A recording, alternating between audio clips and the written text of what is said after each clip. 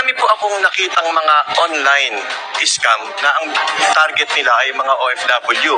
Maraming style ang mga scammer, hindi lang iisa. Unang-una yung online paluwagan. Ikalawa, yung tinatawag na trading forex. Yan, kalat na kalat po yan. Na kumukuha sila ng mga investor, meron silang tinatawag na times 1, times 2, times 3. Paulit-ulit na may na-scam ng mga OFWs. Kulang ba tayo sa information dissemination? Ang kalaban po natin kasi, 24 hours nagtatrabaho. Kasi kikita siya So, ang motivation niya mabigat at powerful. Let's move on sa mga scam sa social media. Marami sa mga OFWs natin, even while they're still abroad, even before sila ay babalik ng Pilipinas, sila ay naluloko na scam. Sabi ko kanina, in some cases, pagbalik nila, wala na silang pera, ubos na. Now, I've invited resource persons, former OFWs, and of course, investments. Pagdating sa investments, nandiyan yung IMG. So, ayan na nga na dumating na sa Senate hearing about sa mga scam. Anong klaseng scam na malalaman mo kung talagang scam yan. O, diba? So, kagandahan nito kasi ang sabi ni Senador Raffy Tulfo, kakampi ng mga OFW, iwas scam, ay sinabi niya maganda talaga na mapag-aralan ng mga OFW ang financial literacy sa IMG, yung campaign namin. O diba, ang ganda. Kasi maraming OFW na biktima ng scam. Nandun na yung forex, nandun na yung trading, nandun na yung paluwagan, at saka yung MLM networking company. So, bibili ng ganito package para daw kikita. So, marami talagang OFW na luloko niyan kasi pinapakitaan sila ng kita kasi malaki daw ang kitaan. O, diba? So, ako dyan na ako galing noon. Kaya, dahil financially literate na ako, dahil tinuturo dito sa IMG, dito sa librong ito, The Secret Savings and Building Your Future. So, dyan ako natuto at dyan ako nalaman na anong klaseng scam at paano ka ma-scam. O, diba? Kaya, ngayon pa lang, kapwa ko OFW, si Idol Raffy Tulfo na yan nagsabi na ang IMG ay maganda po siya na makinig kayo. Kasi marami talaga kayong matutunan dyan. Okay? Ano sa tingin mo, bakit almost every day, maging sa radio show ko, maging sa page ko, sinasabi ko mag-ingat kayo sa mga scammer. And then meron pa rin mga OFWs na naniniwala, pupunta doon sa mga fake na Rapid Tulfo in Action at doon sila loko. Bakit ganon? At saka yung sa PDOS, pakipaliwanag. Okay po. Yung sa PDOS kasi, ang nangyayari doon, unang-una, wala silang, ewan ko lang po sa ngayon wala po silang campaign tungkol sa mga online scam. Based doon nung time na umalis ako. Pero ewan ko lang po sa panahon natin ngayon. Dapat yung pag-alis pa lang, dinidiscuss na sa kanila yan, yung mga online scammer. Ikalawa, nakakalimutan kasi ng mga tao yan na meron palang ganitong klaseng scheme or yung mismo mga kakilala nila, kamag-anak nila na naloko na, yun na nag-o-offer sa kanila. Kaya nagtitiwala sila ron. Kaya nga po, Senator, kung mamarapatin po ninyo na sana magkaroon tayo na, since na online itong mga scammer na to dapat tapatan din natin sila ng online. Magkaroon tayo ng isang parang help desk online na makakausap nila yung mga let's say, mga DMW, pwede silang magtanong dyan. Pero sa mga OFW, lahat ng yan ay scam po yan. Huwag kahit kamag-anak po ninyo ang mag-offer sa inyo na sasabihin nyo, hindi ako lolokohin yan kasi kamag-anak ko yan. Mali po, kasi yung kamag-anak ninyo, naloko na yan. Dinadamay na lang kayo. Ngayon, pinapakitaan nila kayo na ito kumita na kami, nakasweldo na ako. Pinadadama lang yan. Hanggang sa dumami ang recruit niyan, magiging networking na yan. Okay. Mr. Yusek Kakdak, OIC, Kakdak, wala ba sa PDOS ngayon, pag lumabas yung mga FWs, tinuturo sa kanila yung mga different kinds of scams na nasa social media at paano maiwasan? And then wala ho ba kayong website, parang help website as well na pwedeng puntahan ng mga OFWs, i-review nila kung ano itong mga klaseng scam, paano ma-identify yung scammer sa hindi, sa legit na nag-o-offer ng kung ano paman, etc. Don't you have that kind of program, sir? Mr. Senator, meron po tayong financial literacy program na pinangangasiwaan ng NRCO at ng OWA. Meron tayong partnership with the Bangko Sentral ng Pilipinas, nagpapalawig ng tinatawag na Pitaka Project, yung pinansyal na talino at kaalaman. Meron na rin po itong online at face-to-face modes. Halos 900,000 po yung nahagip dun sa online. But admittedly, Mr. Chair, parang illegal recruitment din po ito. Ang mga modus na nabanggit ay nagbabago buwan-buwan, araw-araw. Kaya't ang sa tingin ko, aminin ko po, ako meron man kakulangan, ay kailangan tumbukin at tukuyin na natin yung mga modus.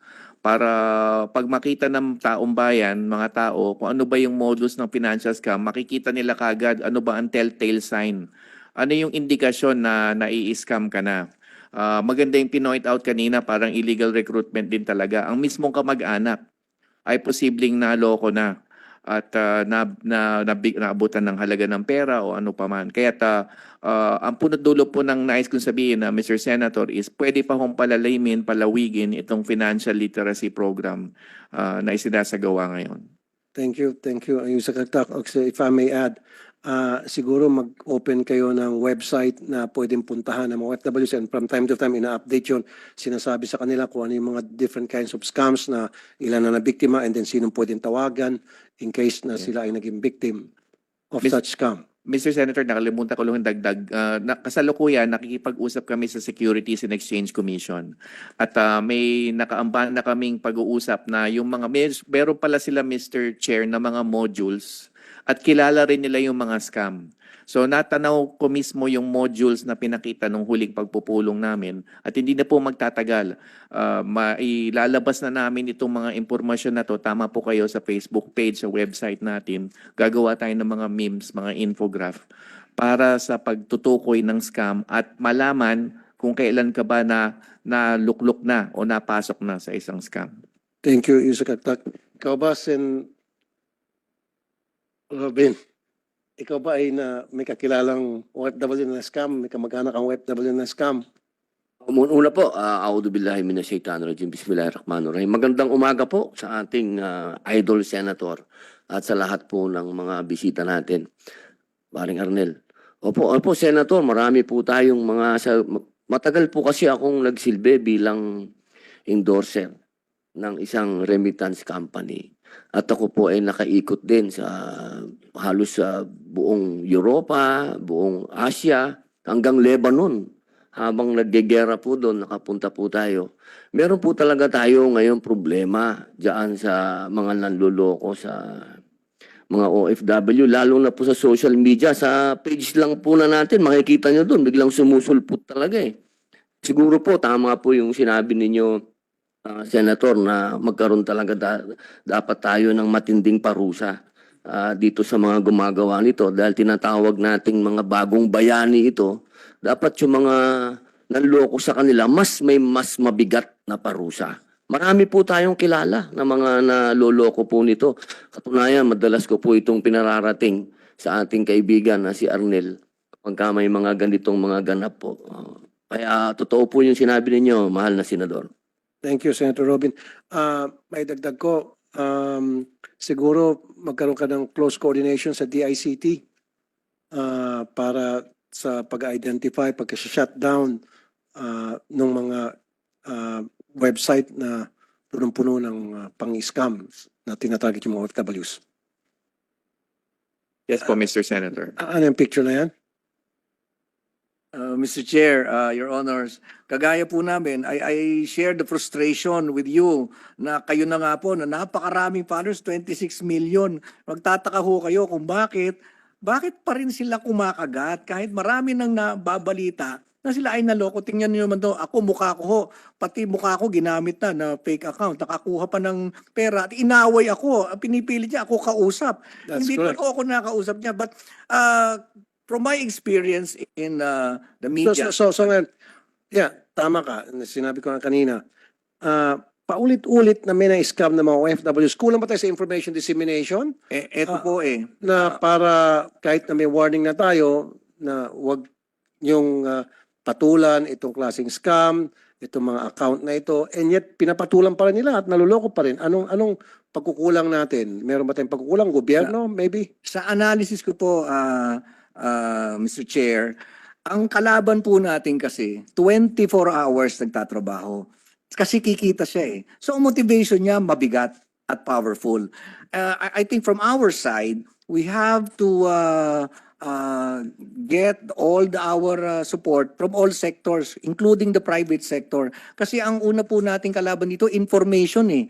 Yung information no, kailangan, kung sila ay naglagay ng 10, maglalagay tayo 1,000 na kumukontra doon sa kanyang sinabi.